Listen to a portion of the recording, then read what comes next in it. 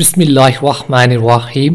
غابہ مدینہ طیبہ سے 4-5 میل پر ایک آبادی تھی۔ وہاں حضور اقدس صلی اللہ تعالیٰ علیہ وآلہ وسلم کے کچھ اونٹ چرا کرتے تھے۔ کافروں کے ایک مجمع کے ساتھ عبد الرحمن فزاری نے ان کو لوٹ لیا۔ جو صاحب چراتے تھے ان کو قتل کر دیا اور اونٹوں کو لے کر چل دیے۔ یہ لٹیرے لوگ گھوڑوں پر سوار تھے اور ہتھیار لگائے ہوئے تھے۔ اتفاقاً حضرت سلمہ رضی اللہ عنہ بن اقوا صبح کے وقت پیادل تیر کمان لیے ہوئے غابہ کی طرف چلے جا رہے تھے کہ اچانک ان لٹیروں پر نگاہ پڑی۔ بچے تھے، دوڑتے بہت تھے۔ کہتے ہیں کہ ان کی دوڑ ضرب المثال اور مشہور تھی۔ یہ اپنی دوڑ میں گھوڑوں کو پکڑ لیتے تھے اور گھوڑا ان کو نہیں پکڑ سکتا تھا۔ اس کے ساتھ ہی تیر اندازی میں بھی مشہور تھے۔ حضرت سلمہ رضی اللہ عنہ بن اقوا نے مدینہ منورہ کی طرف منہ کر کے ایک پہاڑی پر چڑھ کر لوٹ کا اعلان کیا اور خود تیر کمان ساتھی ہی ان لٹیروں کے پیچھے دوڑ لیے، حتیٰ کہ ان کے پاس تک پہنچ گئے اور تیر مارنے شروع کیے اور اس پھرتی سے دمادم تیر برسائے کہ وہ لوگ بڑا مجموعہ سمجھے، اور چونکہ خود تنہا تھے اور پیادل بھی تھے اس لیے جب کوئی گھوڑا لٹا کر پیچھے کرتا تو کسی درخت کی آڑ میں چھپ جاتے اور آڑ میں ہی اس کے گھوڑے کو تیر مارتے، جس سے وہ زخمی ہوتا اور وہ اس خیال سے واپس جاتا کہ گھوڑا اگر گیا تو میں پکڑا جاؤں گا۔ حضرت سلمہ رضی اللہ عنہ فرماتے ہیں غرض وہ بھاگتے رہے اور میں پیچھا کرتا رہا، حتیٰ کہ جتنے اونٹ انہوں نے حضور اقدس صلی اللہ تعالیٰ علیہ وآلہ وسلم کے لوٹے تھے وہ میرے پیچھے ہو گئے، اور اس کے علاوہ 30 برچے اور 30 چادریں وہ اپنی چھوڑ گئے۔ اتنے میں عیانہ بن حسن کی ایک جماعت مدد کے طور پر ان کے پاس پہنچ گئی اور ان لٹیروں کو قوت حاصل ہو گئی۔ یہ بھی ان کو معلوم ہو گیا کہ میں اکیلا ہوں۔ انہوں نے کئی آدمیوں نے مل کر میرا پیچھا کیا۔ میں ایک پہاڑ پر چڑھ گیا، وہ بھی چڑھ گئے۔ جب میرے قریب ہو گئے تو میں نے زور سے کہا ذرا ٹھہرو، پہلے میری ایک بات سنو، تم مجھے جانتے ہو کہ میں کون ہوں؟ انہوں نے کہا کہ بتاؤ کون ہو؟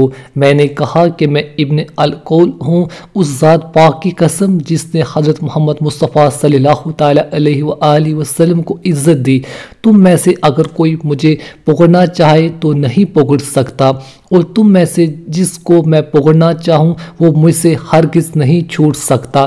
ان کے متعلق چونکہ عام طور سے یہ شہرت تھی کہ بہت زیادہ دوڑتے ہیں، حتیٰ کہ عربی گھوڑا بھی ان کا مقابلہ نہیں کر سکتا، اس لیے یہ دعویٰ کچھ عجیب نہیں تھا۔